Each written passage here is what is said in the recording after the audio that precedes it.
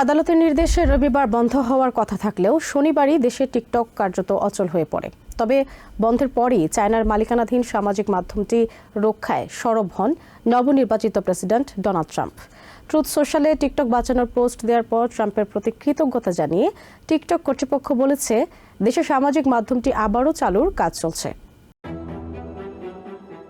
আদালতের নির্দেশে দেশে রবিবার থেকে জনপ্রিয় সামাজিক মাধ্যম টিকটক বন্ধ হওয়ার কথা ছিল।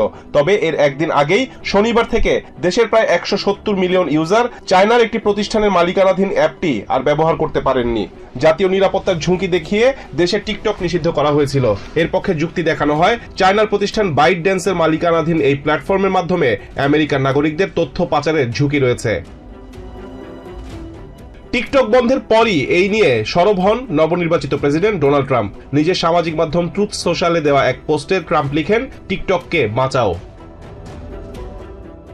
এর আগে ট্রাম্প বলেন, নিষেধাজ্ঞার এই আইন কার্যকর হওয়ার সময়সীমা তিনি বাড়াবেন, যাতে জাতীয় নিরাপত্তা রক্ষার বিষয়ে একটি সমঝোতায় আসা যায়। ট্রাম্প আরও বলেন, তিনি চান আমেরিকা প্রতিষ্ঠানটির অর্ধেক মালিকানা রাখুক। ট্রাম্প আরও জানান, একটি নির্বাহী আদেশ জারি করে জানিয়ে দেওয়া হবে যে কোনো প্রতিষ্ঠান টিকটকের সঙ্গে কাজ করলে তাদের সমস্যার মুখে পড়তে হবে না।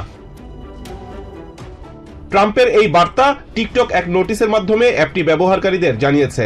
টিকটকের নোটিশে দাবি করা হয়, দুর্ভাগ্যবশত একটি আইনের কারণে আমেরিকায় টিকটক ব্যবহার নিষিদ্ধ করা হয়েছে।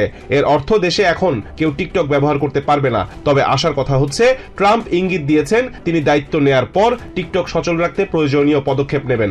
গ্রাহকদের সেই সময় পর্যন্ত অপেক্ষা করার আহ্বান জানায় টিকটক কর্তৃপক্ষ। শনিবার অ্যাপল ও গুগল প্লে স্টোর থেকে অ্যাপটি উধাও হওয়ার পর এমন নোটিশ জারি করে টিকটক। এর আগে ট্রাম্প ঘোষণা দিয়েছিলেন, প্রেসিডেন্ট হিসেবে দায়িত্ব নেয়ার পর 90 দিনের জন্য টিকটক বন্ধ রাখা সম্পর্কিত নিষেধাজ্ঞাটি তিনি শিথিল করবেন।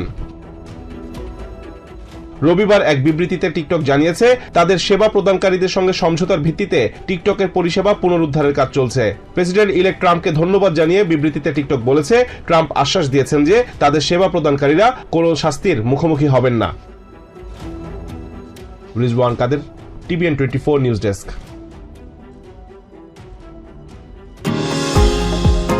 নিউ ইয়র্ক থেকে সম্প্রচারিত TVN 24 টেলিভিশন বিশ্বজুড়ে বাঙালির কণ্ঠস্বর।